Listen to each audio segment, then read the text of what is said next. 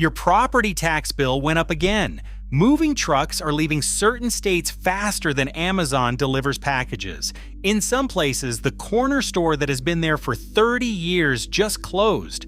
Not because of the national economy, but because of the economy in that specific state. We are tracking 8 states that have hit a breaking point. Some you will expect, a couple will genuinely surprise you. Let's get into it. We measured 3 things for every state on this list: how many people are packing up and leaving, how fast costs are rising, and how much financial stress is building underneath the surface. Think of it as a misery index. The scores are not pretty. We start with State 8, Louisiana. Louisiana loses roughly 43,000 residents every single year. That's not people going on vacation, that's people deciding they're done. And when you look at the numbers, it is hard to blame them. Over 44% of Louisiana residents spend more than 30% of their income just on housing, including taxes. That is the line most financial experts use to define house poor. Louisiana has more house poor residents than almost anywhere else in the country. Then there is the sales tax. Louisiana's average combined sales tax rate sits above 9%. That is one of the 5 highest in the entire country. Every dollar you spend on everyday goods is quietly working against you. Groceries, gas, household supplies, it all adds up faster than most people realize. And then there is the infrastructure. Louisiana ranks last in the nation with failing roads, bridges, and water systems. With such high taxes, there is no excuse for this type of failure. The state is not just losing people, it is losing the foundation that would attract new residents. When the cost of staying keeps rising and the quality of life keeps falling, the math on why people leave stops being a mystery. Louisiana has the best food in America. I love the food. It is too bad that many people can no longer afford the taxes on food and groceries anymore. State 7 is Illinois. Illinois lost 344,000 residents between 2020 and 2024. That's roughly the entire population of a mid-sized American city just deciding to leave over 4 years. Here's why. The pension system is only 42% funded, and that has a huge impact on taxes. For every dollar promised to retired teachers and public workers, the state has saved less than 50 cents. The total gap sits at over $139 billion. The state constitution explicitly prohibits cutting those benefits. Lawmakers cannot trim the obligations. They can only raise taxes or borrow more money, which also raises taxes. Cook County property taxes, that's the Chicago area, rose 35% between 2010 and 2023. It is estimated that these taxes will grow another 30 to 40% over the next 5 years if this pension gap keeps growing while the population keeps shrinking. Downtown Chicago's commercial real estate vacancy rate has already climbed past 24%, which means the city's tax base is eroding from 2 directions at once. Fewer residents, fewer businesses, same pension bills. Illinois has beautiful seasons: spring, summer, fall, and tax hike season. State 6 is New Jersey. 70,000 residents left New Jersey in 2023 alone. The ones leaving are not random. They tend to be higher earners, which means the tax base shrinks faster than the population. Every departure reduces the tax revenue pool. But the pension obligations tied to former public workers only get worse. The bills stay exactly the same size, while fewer people are left to pay for them. New Jersey has the highest average property taxes in the entire country, at $9,200 per year just to stay in your house. A big chunk of that goes straight to pension costs and debt payments. That number is likely to keep climbing. Expect property taxes to rise another 25 to 35% over the next 3 years, based on current trajectories. The pension system is only 41% funded, with $111 billion in unfunded liabilities. All 3 major credit rating agencies currently have New Jersey on a negative outlook. When a state is already near the ceiling on what it can charge residents, and the credit picture keeps worsening, There are not many good options left except for more taxes. If you think New Jersey's tax bill is bad, State 5 is worse. At number 5, we have Connecticut. Connecticut's population has declined for 5 straight years. But here is the part that really stings. The people leaving are the ones paying the most taxes. The top 1% of earners generates 42% of all income tax collected in the state. When even a fraction of that group moves to Florida or Texas, where there is no state income tax, the budget feels it immediately. Connecticut's response has typically been to raise taxes even further, which accelerates the population migration it is trying to offset. The total unfunded pension and retiree healthcare obligations stand at $78 billion, which is massive when you consider that the entire economy in Connecticut is $325 billion. That is nearly 24% of everything Connecticut produces already spoken for, and this is before a single road gets fixed or a classroom gets funded. The pension system itself is only about 47% funded, meaning more than half of the benefits promised to workers do not have assets backing them up right now. The housing market tells the same story. In Hartford, the median home price today is around $200,000, which is lower than it was back in 2007.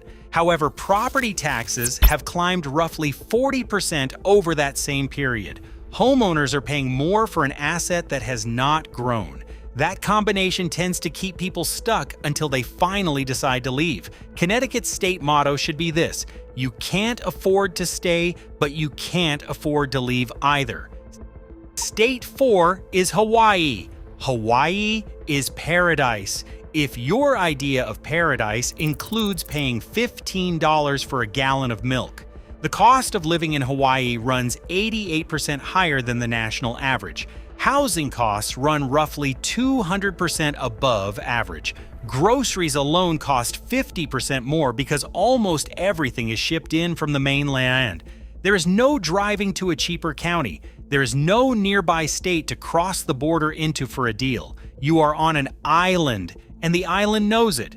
Tourism dropped 70% during the pandemic. That matters because tourism is not just Hawaii's biggest industry, it is basically the only one. Unlike most states, Hawaii does not have backup economic engines to absorb a shock.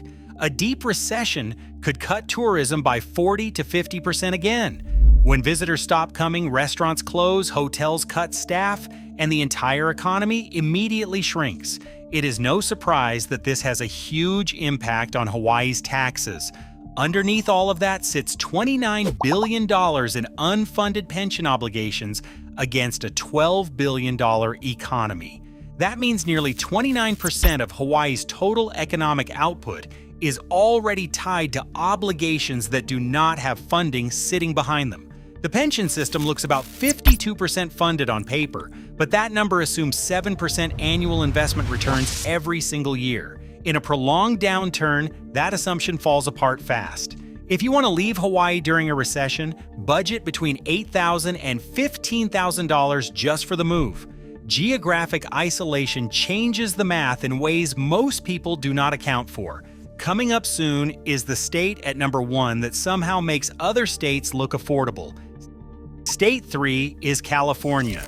As I mentioned in a previous video, nearly 700,000 people left California between 2020 and 2023. That's not a trend, that's a verdict against California's taxes.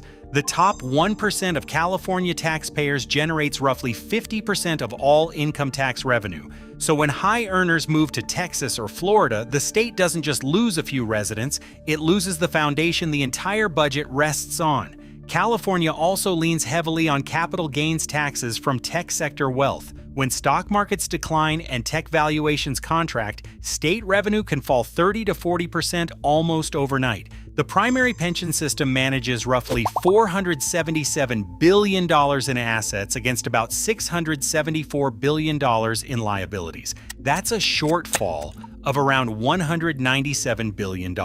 This amount is larger than the entire annual budget of most states, and those projections assume the same 7% annual investment returns that Hawaii assumes. If markets turn negative, that gap widens fast. California dreaming is free. Everything else is taxed. State 2 is Kentucky. This one surprises people. Kentucky is not California. Cost of living is relatively low, and it does not immediately land on a list like this, but look underneath the surface and the numbers are genuinely alarming. The pension system is only 45% funded. The state owes $43 billion to roughly 418,000 current and former public employees. Kentucky brings in about $14 billion per year in general revenue. Out of that, $3.2 billion goes straight to pension costs just to stay current. That's nearly 23% of the entire budget gone before anything else gets paid for. Here is what makes it worse. Federal funding covers 35% of Kentucky's budget. If Washington cuts spending, which is a real possibility right now, Kentucky gets hit from both sides simultaneously. Local revenue goes down, federal money goes down, yet pension bills stay exactly the same. Property tax increases of 20 to 30% within 3 years are a realistic outcome if the pressure keeps building. Kentucky is famous for horse racing. Right now, the only thing racing is the pension debt. State 1 is New York. 550,000 residents left New York between 2020 and 2024. New York City alone carries around $200 billion in debt, which is vastly more than most states. The city runs on an annual budget of roughly $110 billion, and a significant share depends on commercial property taxes, income taxes from the financial sector, and taxes from tourism. When all three weaken at the same time, the math breaks fast. Office vacancy hit 23% in 2024, and it keeps climbing. As we all know, remote work isn't going away, and that contributes to people leaving New York. Meanwhile, Wall Street firms are automating 40 to 50% of high-paying roles. These positions typically pay between $200,000 and $400,000 annually. When those jobs disappear, the income tax revenue disappears with them, and so do the residents who held these jobs. New York's total tax burden is the highest in the country at 12.02%. There's almost no room to raise taxes further without accelerating the outward migration that is already underway. At least the rats ride the subway for free. Taxes are exploding in these 8 states. Drop your comments below. I'd like to hear your feedback on how state taxes are impacting you. If you like this breakdown, please hit the subscribe button so that you can be alerted about future videos on our American states, including what's actually happening where you live.